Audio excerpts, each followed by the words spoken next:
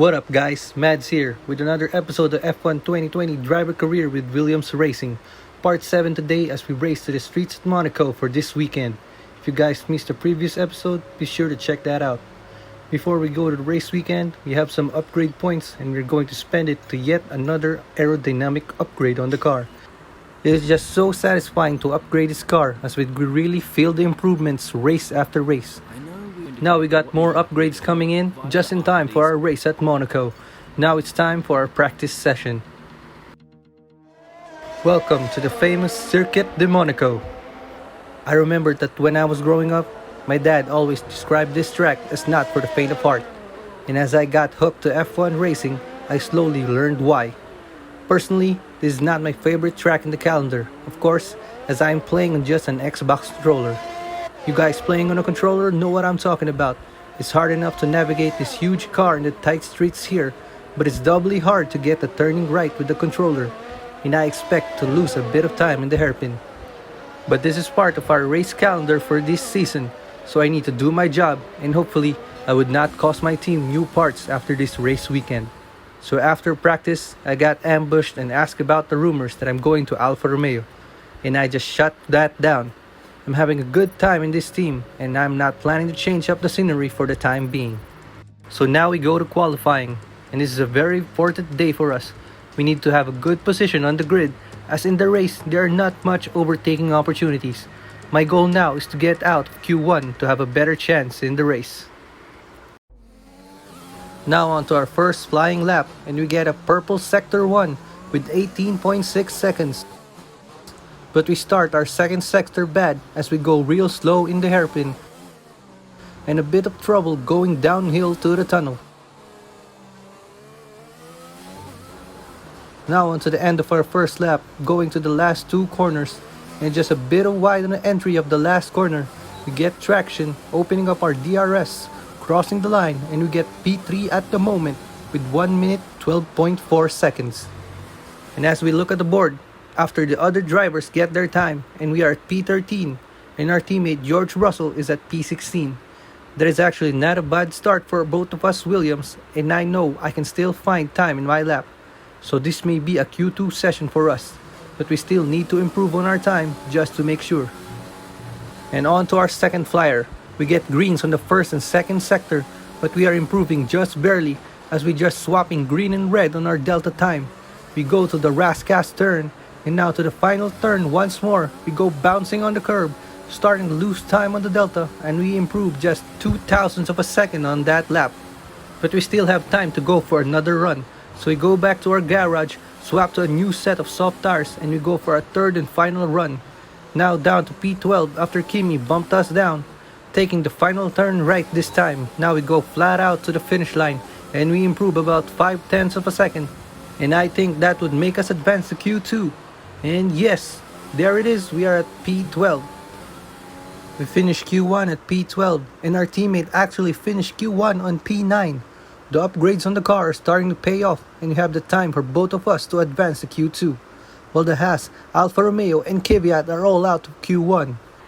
That shows I have made a good decision sticking with the Williams racing team. Now we get another qualifying session.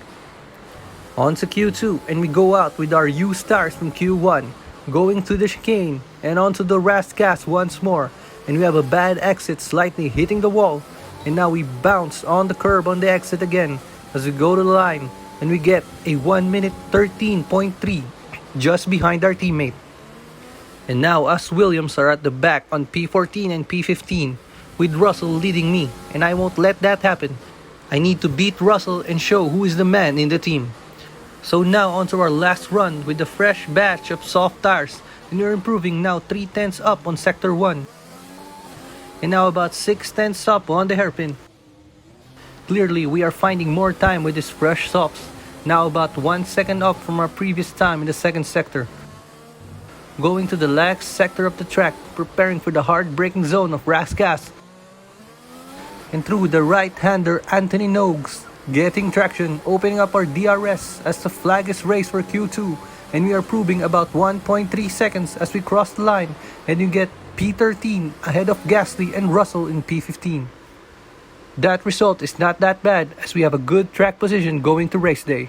With that, our qualifying session is over and we go to race day. Nelson Piquet once said that driving the Circuit de Monaco was like riding a bicycle around your living room, and it's not hard to see what he means by that. There's no more prestigious a Grand Prix victory than Monaco, but also none so challenging. We're on the French Riviera once more this weekend at the 2-mile-long Circuit de Monaco. The cars climb around 40 metres up through Beau Rivage, onto the casino, and then descending down towards the harbour through Sector 2. It's a very short run from pole position to the first of the 19 corners here, 7 to the left and 11 to the right. There's one single DRS zone as well, so don't expect that to make overtaking any easier today. And I'm delighted, as always, to introduce Anthony Davidson, who'll be taking you through all the action alongside me today. I'm sure we're in for a great race, Crofty, but what is going on with Lando Norris? He should be challenging at the front, but he's way out of position. He's going to have to make some big, bold moves early on. One more thing to consider is the strategy element. How far can the drivers push these tyres, and who's going to blink first for fresh rubber? It'll be interesting to see if the leaders have to compromise their plan to cover off the cars behind them. It's time to see how our drivers are stacking up after yesterday's exciting qualifying session. Valtteri Bottas lines up on pole position and Lewis Hamilton completes the front row. As we continue through the rest of the grid today, we have Vettel, Verstappen, Charles Leclerc and Sainz, Stroll, Albon, Ricciardo and Esteban Ocon, Norris, Perez, Midas and Gasly, Russell, Grosjean, Kimi Raikkonen and Kevin Magnussen. Giovinazzi and Daniel Kvyat completes the grid. Which of these talented drivers will come out on top today? After the points finish last race, let's aim to keep the momentum going. Alright Jeff, thanks for the pep talk. So here we are at the grid. No penalties for the rest of the guys, so we stay at P13. We take a look at our strategy and there's no rain expected, so pretty a straightforward race. One-stop strategy starting on the medium tires and going for the hards. We are also going to underfuel the car about 1.5 laps. Now we take a look at the other car strategies and the top 10 are all on soft tires except Max Verstappen, who is starting on the medium tires. So this may be interesting as the softs would probably need a 2-stop. Okay, here we go, waiting for the 5 red lights to go out. And it's lights out and away we go for the Monaco Grand Prix. A decent start from us as we go side by side with Perez onto turn 1. And we won't do any heroics onto Saint-Devote. And all of the cars are going side by side on a uphill blast through Beau Rivage. And Perez gets ahead of us now, but we're trying to fight back, going to the Casino Square, and we managed to find a way past Perez. We go the inside, and we go 3 wide with Ocon and Norris, and we managed to get past them both. But there is a wreck at the back of me, and looks like Norris is sideways blocking the track. And there's yellow on the hairpin on the minimap, but no safety car for now. Ricciardo is struggling a bit as we go through the tunnel for the first time, using our ERS and rich mix and trying to get some slipstream onto Ricciardo to get a move onto the chicane. But we just don't have the speed yet to go for the move. And we are currently at P10, just behind of Daniel Ricciardo and ahead of Perez, who I think was a bit caught on that hairpin incident on lap 1.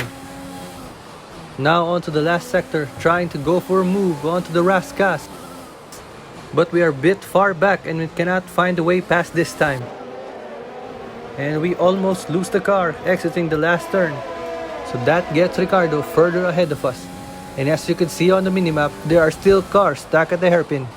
And we take a look at our replay of that hairpin incident on lap 1, riding on board with Esteban Ocon, and he clips the left rear tire of Lando Norris, making the McLaren spin and block the track. As we go unscathed from that incident, Perez and Ocon also found a way past that incident. But now we sit back and watch as Lando Norris try to get his car right.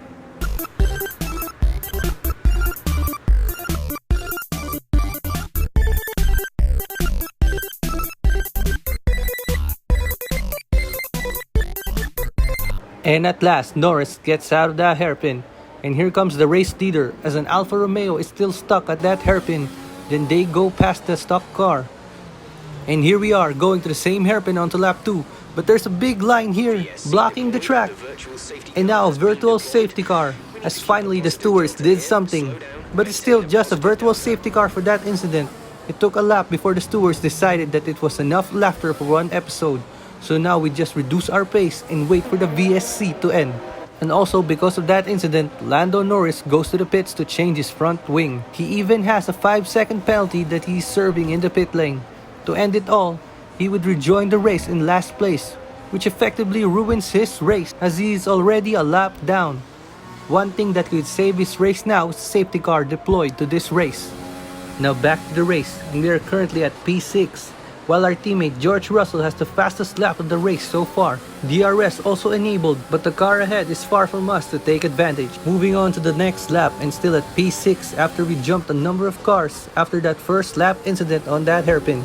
We are behind Max Verstappen, who is also on the medium tires. Perez on P8 has a 5-second penalty, maybe because of that hairpin incident also. Now on to the next few laps. We are still at P6. Verstappen just pulling ahead of us lap per lap, while we are holding up his teammate Alexander Albon, who is on the soft tires. In case anyone forgot, this is Circuit de Monaco, where overtaking are rare, and overcut and undercut strategies are the jam. So we just wait for the soft tire guys to lose pace and go in the pits. Now on to lap 9, and this is where the soft tires start to struggle, while us still managing our tires.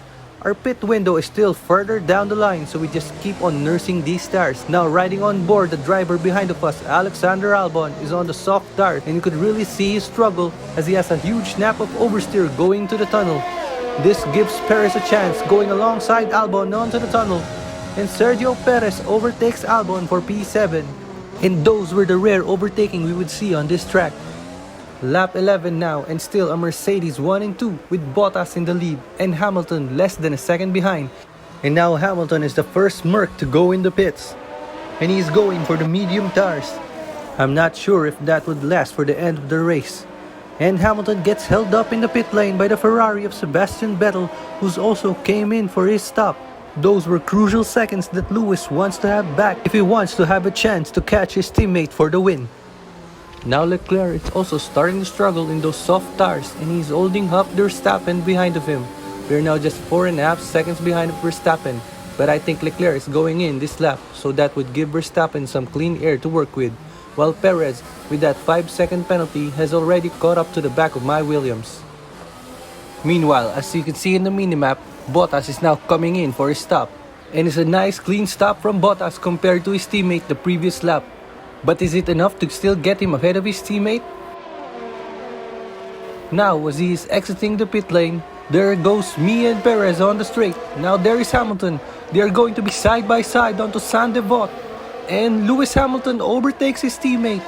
Even with that pit lane holdup that he had, Hamilton picked up the pace and undercut Bottas and is now in position to win the Grand Prix. But now, both he and Bottas are going to be held up by our Williams car for about 6 more laps, while Verstappen on P1 at the moment would be pulling away from them. But Verstappen has yet to make his stop, so it's like I'm helping Verstappen by holding up the Mercs while at P2. Now Perez is all over the back of my car, and he's having more speed coming out of the tunnel. Now tries to go to the inside of the chicane, but I slammed the door in the hopes of Perez on overtaking us on that corner, and we maintain P2 for now. Now we are ending another lap, entering lap 17, and we are still holding up the 2 Mercs behind. But now the 2 Ferraris has caught up, and I am now the leader of this 6-man train. Verstappen should be thanking me holding up all of his rivals if he manages to stay in the lead and win this race. Pit window is now open, and we are going in at the end of this lap.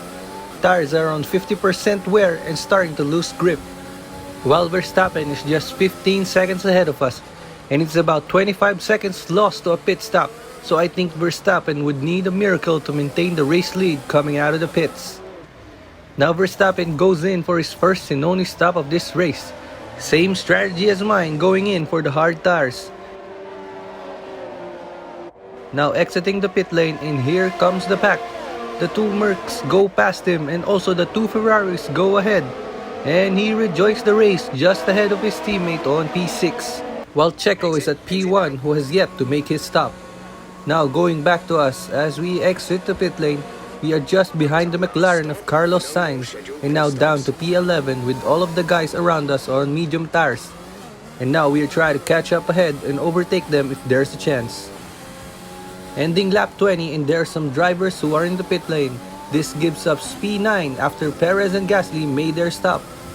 Checo Perez serving his 5-second penalty in the pits. That gives us the position ahead of him. Lap 33 on pace for our personal best lap time. We are starting to catch up Sainz on the McLaren. Just half a second now and we have the DRS on the home straight. But we are unable to catch up to him on this lap. We need to try a different strategy to overtake Sainz because we do not have the speed even with the DRS. Next lap, going into the last two right-handers again, we would have the DRS once more, but I really struggle for traction coming out of this corner and we still could not overtake Sainz this lap.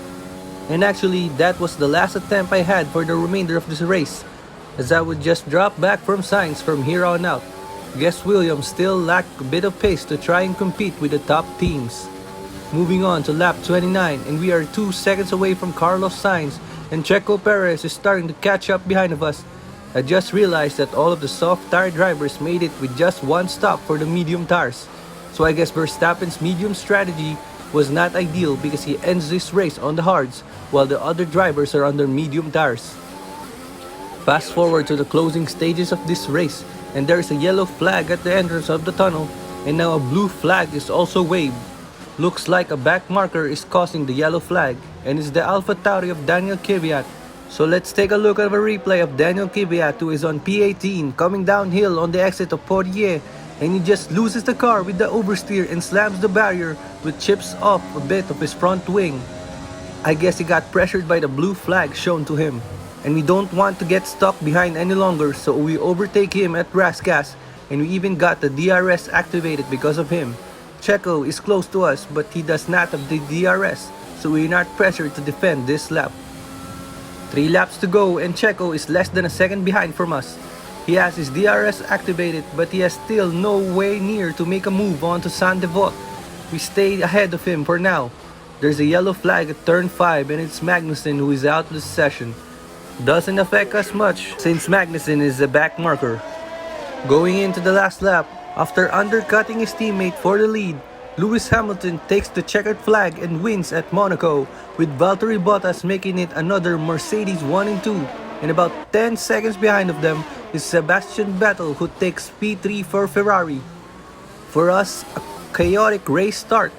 We go to the last 2 turns for the final time and we defended the position to take home P9, our best finish yet. Alright, race over. Take care of the car on the way in.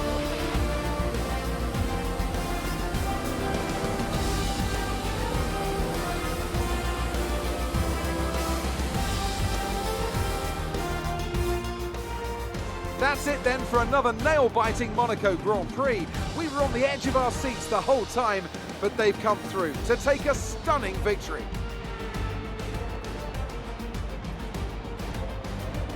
Anthony Davidson, a resounding victory today. What set them apart from the rest? Well, they certainly stood out as a driver with tons of confidence on the track. I think their ability to keep their cool, even during some of the more hectic parts of the race, meant they were able to capitalise on the mistakes of other drivers, giving them the opportunity to make their way to the top spot with ease. So after a magnificent race, we can now see the drivers making their way to the podium. Once again, it's the Silver Arrows who take top spot, a well-earned victory for Mercedes.